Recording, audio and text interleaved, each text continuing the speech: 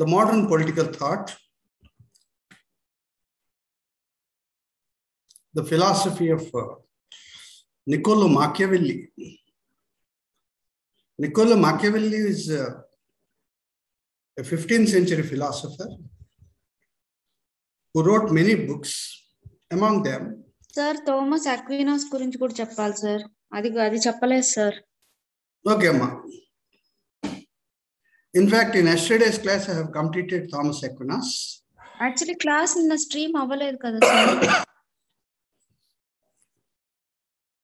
A class was held yesterday. Okay, sir. Okay, sir. Okay, ma. Thomas Aquinas is a 13th century philosopher who was a believer in Christian philosophy. Thomas Aquinas is also known as a Christianized Aristotle. He is known as a Christianized Aristotle because he has mixed the ideas of Aristotle with the ideas of Christianity. That's why he is called as a Christianized Aristotle, and he is also known as the Aristotle of the Middle Ages. As we all know, political thought can be classified into 3 ages: the ancient age, medieval age, and modern age. From 5th century BC to 6th century AD, it is called ancient political thought. From 7th century to 13th century, it is called the medieval political thought. From 14th century to 21st century, this is called as the modern political thought. So this is how political thought is periodized into ancient thought, medieval thought, and modern thought. In the medieval political philosophy, Saint Thomas Aquinas was a great philosopher. As we all know, that the medieval political thought was marked by the influence of religion. There was a lot of religious influence on political thought, particularly in Europe. The influence of Christianity on politics, on economy, on culture, and social systems. Every sector of society was influenced by religion. Likewise, politics was also influenced by Christianity, and political thought was no exception. Political thought was also influenced by the Christian religion. That's why the philosophers between 7th century to 13th century were mostly Christian philosophers. On the one hand, they have explained the political ideas. On the other hand, they have attributed religious causes for the political ideas. So that's how the medieval political philosophy was known as a religio-political philosophy. It has more influence on religion, and religious precepts were also included in the political thinking of philosophers. Thomas Aquinas was a great philosopher of 13th century. He wrote so many books, out of which Summa Theologia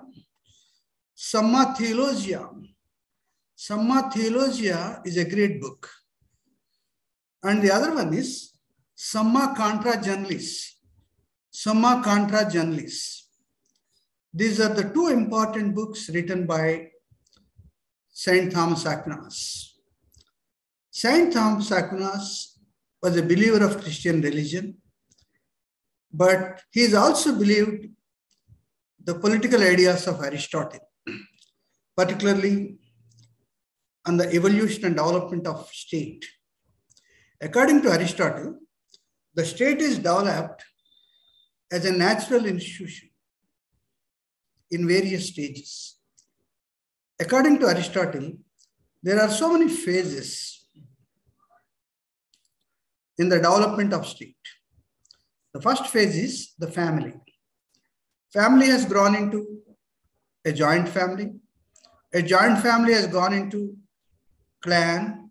A clan has grown into a tribe. A tribe is grown into a village. A village is grown into a society. A society is grown into a state. This is how state is not developed accidentally in 1 day or 2 days. It is developed over a period of time. It took some centuries for the development of the state. State is a natural evolution. State is gradually and naturally developed. It was not developed in 1 day or 2 days, 1 year or 2 years, 5 years or 10 years, 1 century or 2 centuries. It has taken a longer course to develop its full form as a state. That's why Aristotle believed that state is a natural institution. It is developed in an evolutionary fashion, in a gradual fashion. Thomas Aquinas also believed the state is gradually evolved from family to giant family to clan, clan to tribe, tribe to village, village to society, society to the state. So state is naturally developed over a period of time. And he also mixed the evolution of state with Christian ideas.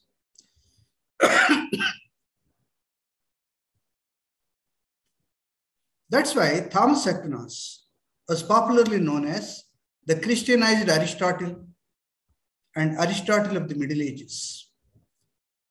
Thomas Aquinas wrote so many books, but out of them, 2 important books are worth mentioning. The first book he wrote is Summa Theologia. Summa Theologia. Theology means the study of religion is called theology. His book is called Summa Theologia. The second book is Summa Contra Generalis. Summa Contra Generalis. These are the 2 important books written by Thomas Aquinas. Thomas Aquinas has classified laws. He is famous for the classification of laws.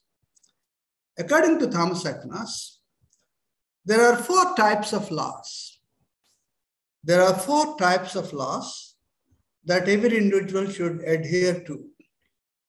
Every individual should obey the law. They are also called as justice. Without law, justice is not possible. Justice is possible with only with the law.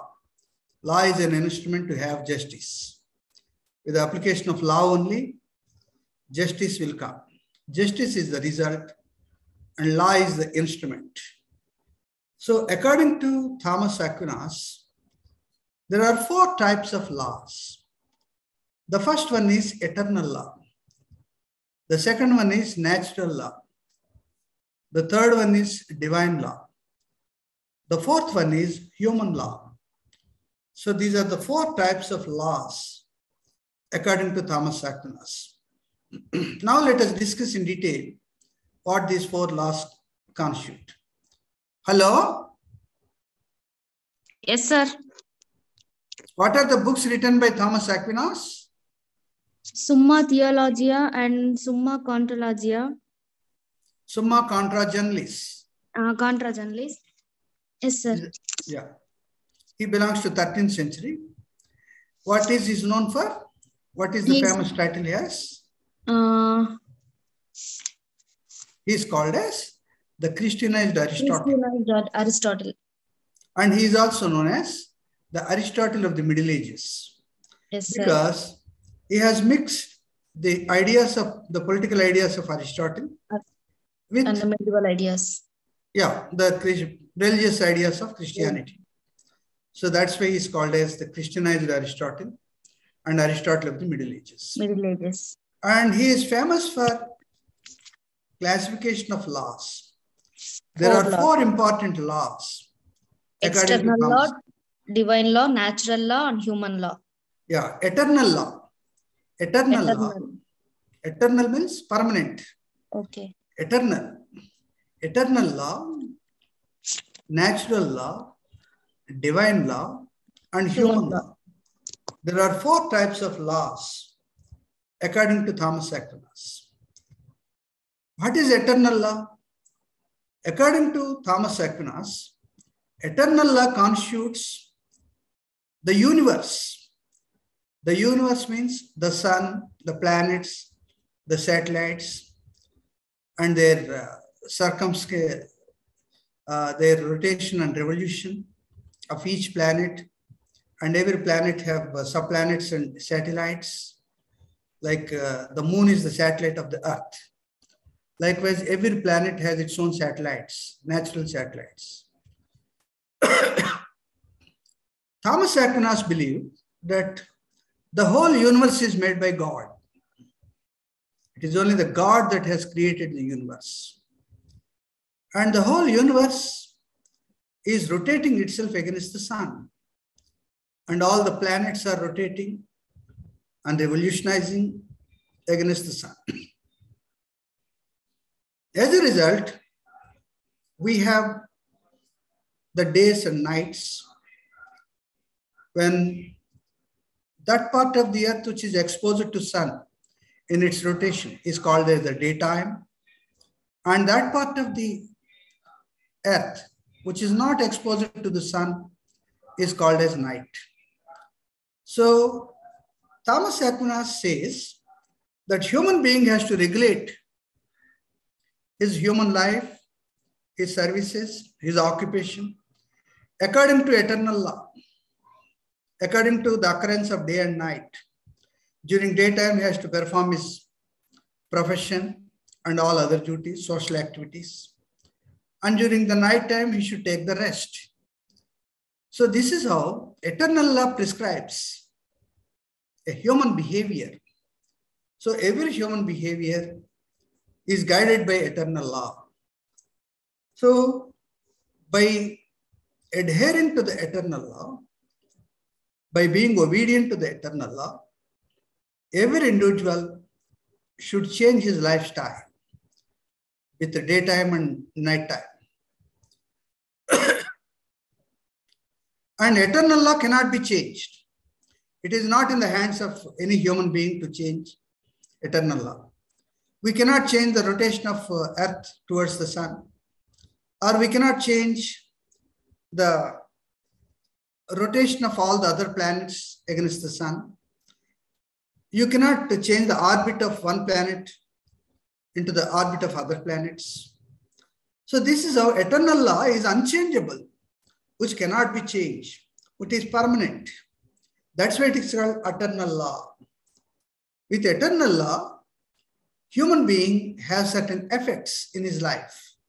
He gets day and night.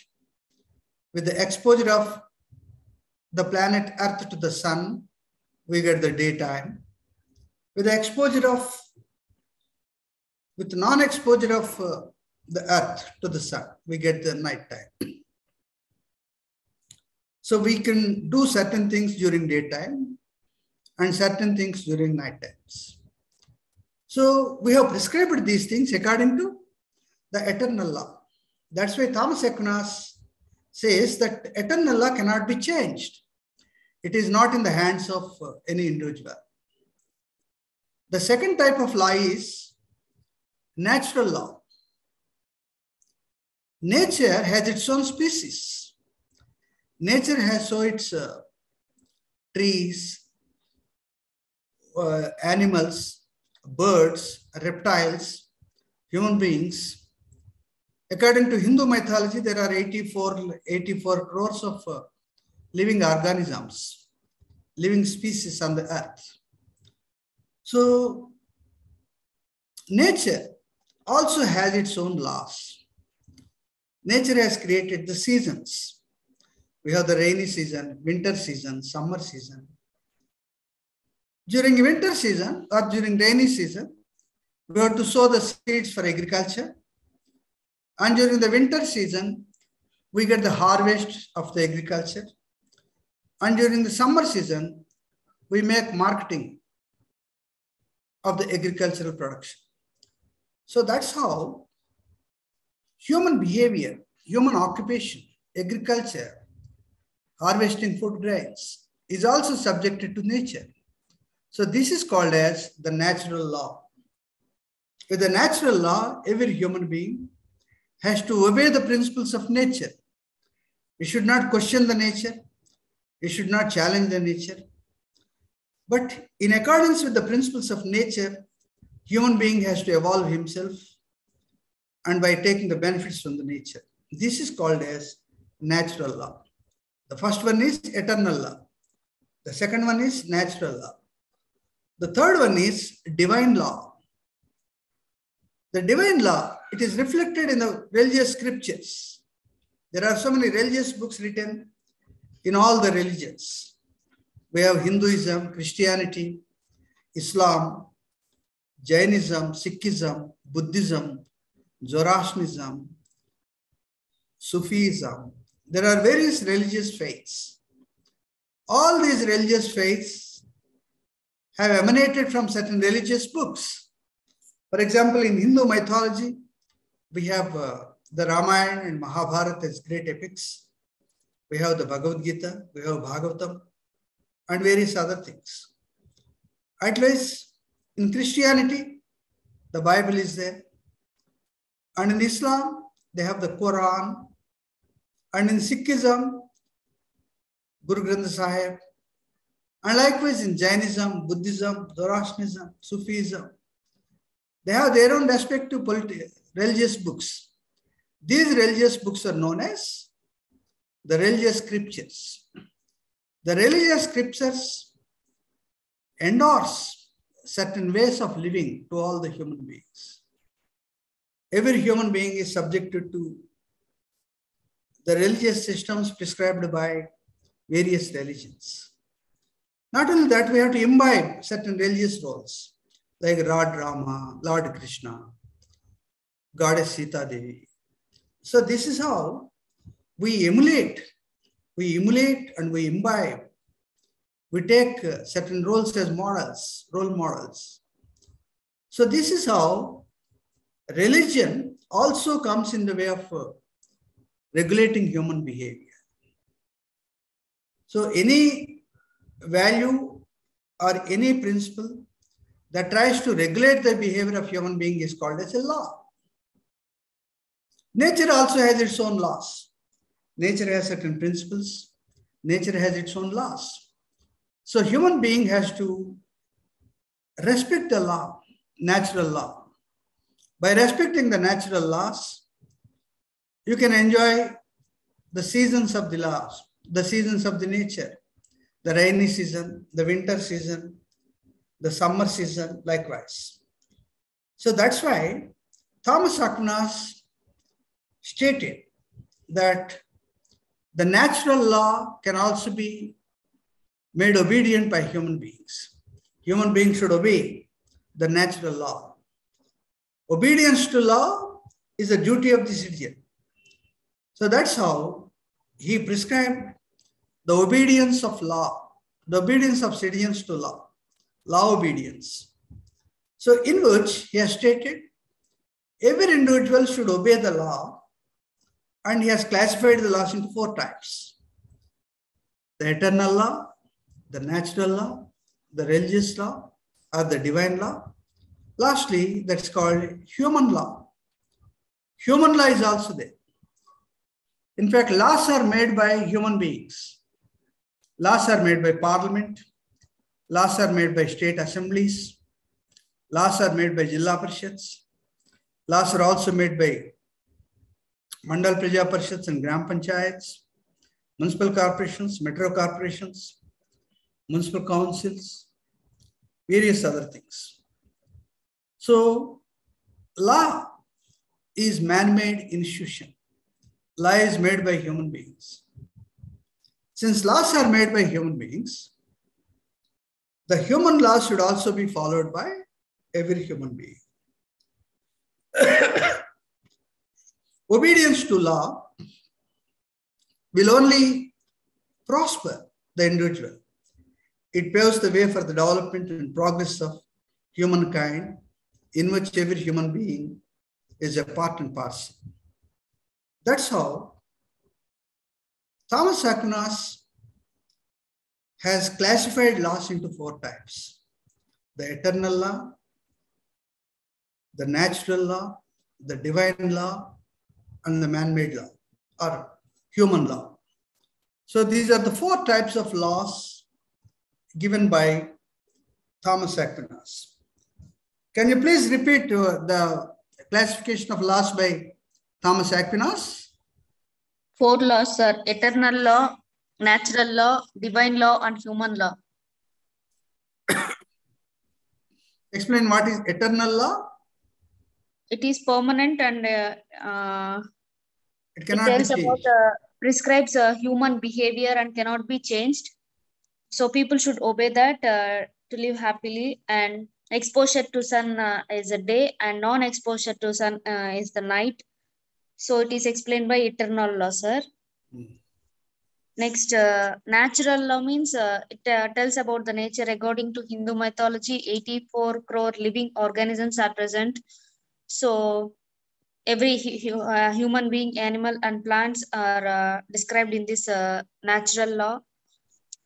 Next, divine law, sir. It is about God అంటే వాళ్ళ principles అన్నిటి గురించి చెప్పుంటారు sir. అంటే Bible కానీ so మనకి సంబంధించిన divine books కి ఉంటుంది sir.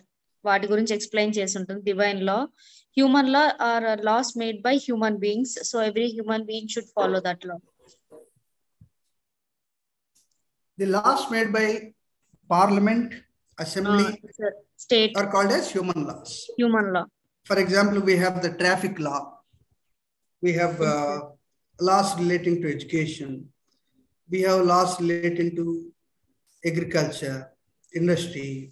So they are all called as human laws. Human. So according to Thomas Aquinas, these are the 4 types of laws: eternal law, which is permanent law; natural law, is created by nature; divine law, it is reflected in the religious scriptures of various religions; and human law, formulated by the legislatures like parliament, assembly, and others. So out of these 4, 3 laws cannot be changed. 3 types of laws cannot be changed. They cannot be amended: eternal law, eternal law, natural law, and divine law. These are the 3 types of laws which cannot be amended. Human beings should take it as it is. There is no chance of amending these laws. But any human law can be amended. Human law can be changed. One law can be replaced with another law. That's called as human law. So Thomas Aquinas believed that all the 4 types of laws are aimed at regulating the human behavior. In every human being, there may be some abnormal tendencies. In a society, there are 3 types of people: abnormal people, normal people, under normal people. So there is no problem with normal people or under normal people, but there is always a problem with abnormal people. So the behavior of the abnormal people should be curtailed, should be regulated. It should be brought to normalcy. Then only human society will progress. That's why to regulate the human behavior, particularly the behavior of the abnormal people, Thomas Aquinas has suggested adherence to 4 types of laws, obedience to 4 types of laws. The first one is eternal law. The second one is natural law. The third one is divine law. And the 4th one is human law. So this is all about Thomas Aquinas.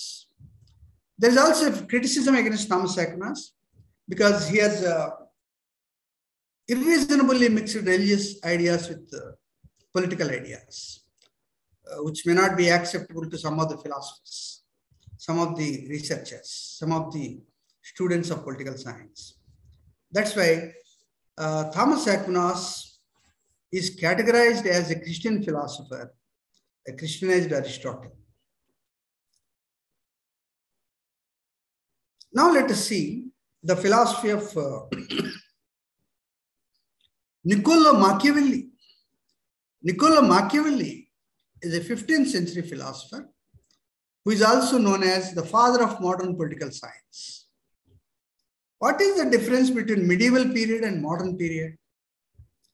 During the medieval period, religion and politics are intertwined. They were together. There is no separation of religion and politics.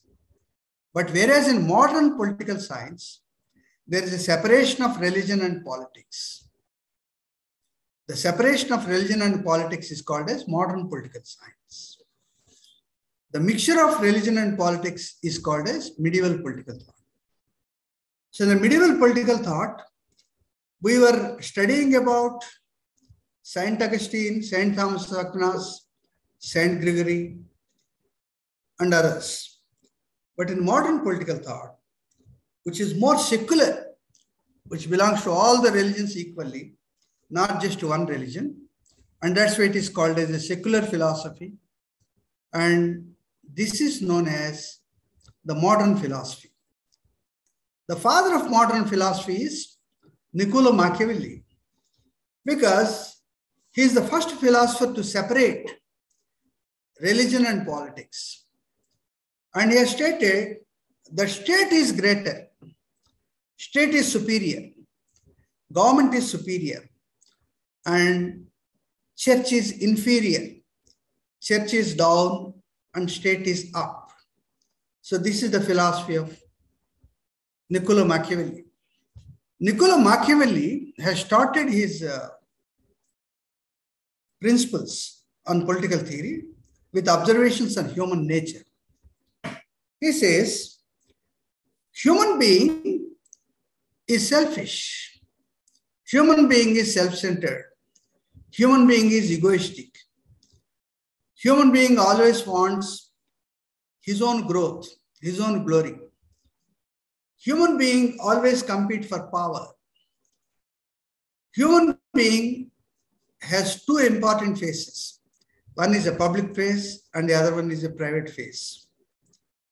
In a public phase, every human being acts according to morals and ethics. On a private phase, no human being will adhere to the principles of ethics and morals. So, in private, human being does not regard ethics and politics, ethics and morals more important than politics. That's why he says, according to Niccolo Machiavelli, religion and politics should be separated. As long as religion and politics are intertwined, politics is influenced by religion and religious concepts. That's not good for the state. In every state, there may be so many religions.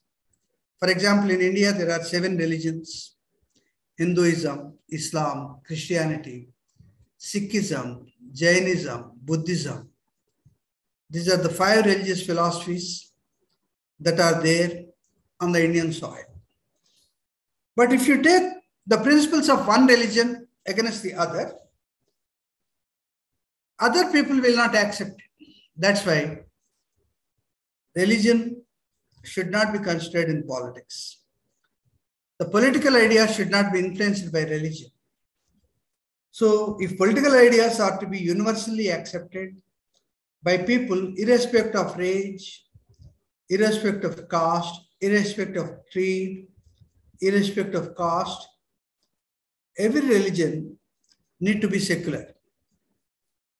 Niccolo Machiavelli has written so many books. 3 books are very important. One is Prince. Prince. What do you mean by prince? Hello? Yes, sir. King, sir. Yeah, the prospective king. The prospective king is called as prince.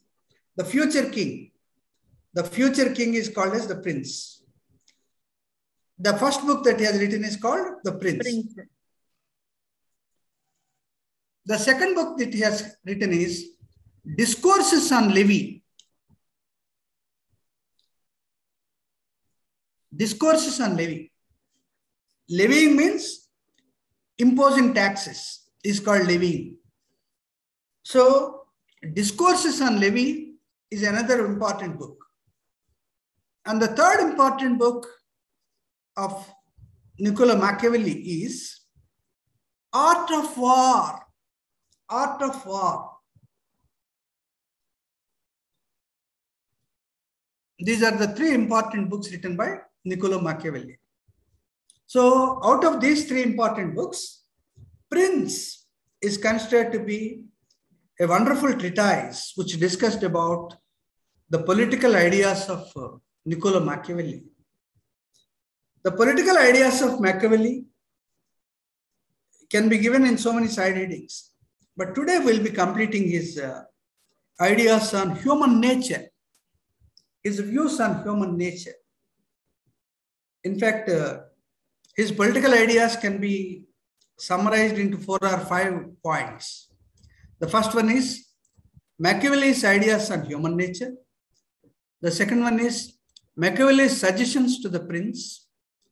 The third one is Machiavelli's separation of religion and politics. The fourth one is Machiavelli's separation of morals and politics. And fifth one is Machiavelli's strategies for the art of war. These are some of the important ideas of Niccolo Machiavelli. Separation of religion and politics, separation of morals and politics, morality and politics, suggestions to the prince, and his ideas on war, and likewise his ideas on human nature. These are some of the important ideas of Niccolo Machiavelli. In today's class, we'll be discussing about Machiavelli's ideas on human nature. Machiavelli, in his books, The Prince, Discourses on Living, and Art of War, he has described about human being. According to Machiavelli, human being is selfish. Human being is bad. Human being is self-centered. Human being is egoistic. Human being is ingratitude. He always becomes ingratitude. He doesn't show gratitude to the person who does him some benefit. So ingratitude. Human beings attributes more importance to his future, his property. He gives more importance to his property than any other thing. Human being is striving for power, political power. And human being has two faces, the private face and the public face. In the public face, every human being utters about the morals, ethics, and everything. In a private face, every human being disregards the morals and do according to his own wishes and wills. So Machiavelli's human nature has negative description of human being. He described the human being as a negative being with all the negative qualities. What are the negative qualities that Machiavelli has given in his human nature? Hello? Yes, sir. Man is selfish, egoistic, aggressive, acquisitive, Right. Yeah. Stupid, irrational, greedy, ungrateful. Yes. According to Machiavelli, man attaches more importance to his property and economy than his friendship or any moral values in the society. In this context, he also gave us a quotation that man can forget the murder of their father, but he cannot forget the loss of patrimony in his lifetime. Patrimony means the property that he gets from his father. The property that he gets from his father is lost. He will not keep quiet. He revolts against, and he becomes a rebel. He becomes a rebel even against the king also. He wanted property more than any other thing else. That's why he attributes more importance to economic issues than political issues. According to Thomas Aquinas, no human being will accept the loss of patrimony. Patrimony means the property that emanates from the father is called as patrimony. So according to Machiavelli, human being is bad, human being is worst, human being is egoistic, human being is aggressive, human being is always suffering from ingratitude, immorality. Human being always makes physical fights with all the people. So human being always tries to control over others. So he has two types of people. Number one is the people who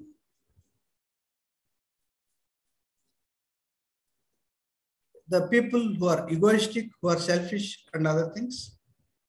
And he attaches more importance to economic issues, the property. No human being will tolerate the loss of patrimony. What do you mean by patrimony? So father's property owning, sir. Yeah. Inheriting father's property. Father's property. Yeah, is called as patrimony. Patrimony. So according to Niccolo Machiavelli, no individual will tolerate the loss of patrimony. So that's why he says, when people are bad, when people are worst, when people are aggressive, when people are egoistic, when people are selfish, when people are ingratitude, when people have a strong desire for their own glory, the king also should have those qualities. The king also equally bad. The king also equally to be worst. The king also equally to be strategic in controlling the people. So this is how Machiavelli has suggested certain suggestions to the king, in which he has suggested that the king also need to have all the bad qualities as general people have. Unless the king has these bad qualities, normal people will ditch away the king and they'll establish a new kingdom. That's why Machiavelli says that human being is bad, human being is selfish, human being is egoistic. Human being always aspires for power and glory. Human being has so many weaknesses. So in such a situation, human being always tries to disobey the king. He wants to take sides and he wants to get away without any hardships, without any tart. Human being always competitive. Human being always tries for glory. So when human beings are with all the bad qualities, why can't the prince? He poses this question and he answers that even prince also need to have certain negative qualities. So he has stated that king also need to have the strategies. King also need to be egoistic, selfish, self-centered, ingratitude, and other things. So the suggestions that he has given to the king in the context of people's negative behavior is called as his views on human nature. Niccolo Machiavelli has given these qualities, he suggested that king need to have all the bad qualities, all the negative qualities as people are having. If people are good, king also becomes good. If people are egoistic, king also need to be egoistic. If people are self-centered, king also will be self-centered. If people are friendly, king also becomes friendly. So on the whole, he suggested that the king has to change the atmospheric patterns according to the changing human nature, changing nature of human beings. So in his opinion, human being is very bad. Human being is self-centered, selfish. He has ego. He has so many weaknesses and other things. And he suggested that even king also need to be very egoistic. King also need to have the qualities of a citizen. So friends, this is how Machiavelli has suggested certain bad qualities even for the king also. But Machiavelli's greatness lies in separation of religion and politics. That's why he's considered as the father of modern political thought. What are the books written by Machiavelli?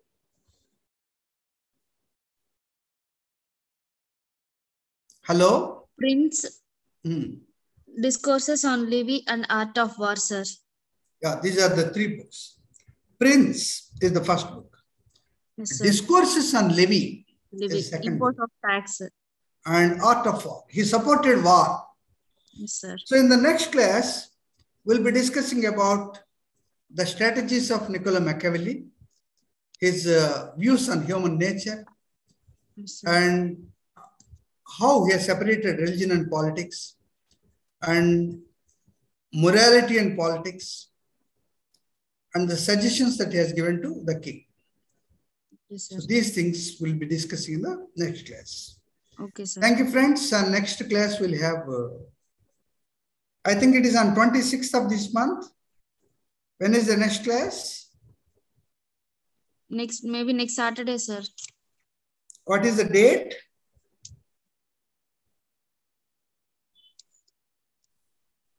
26th, sir. 26 and 27, both the days we have classes. Yes, and, sir. and again, March 5th and 6th also we have classes. Yes, sir. We still have 4 more classes left. Yes, sir. We'll try to complete. Thank you, friends. Thank you very much. Thank you, sir.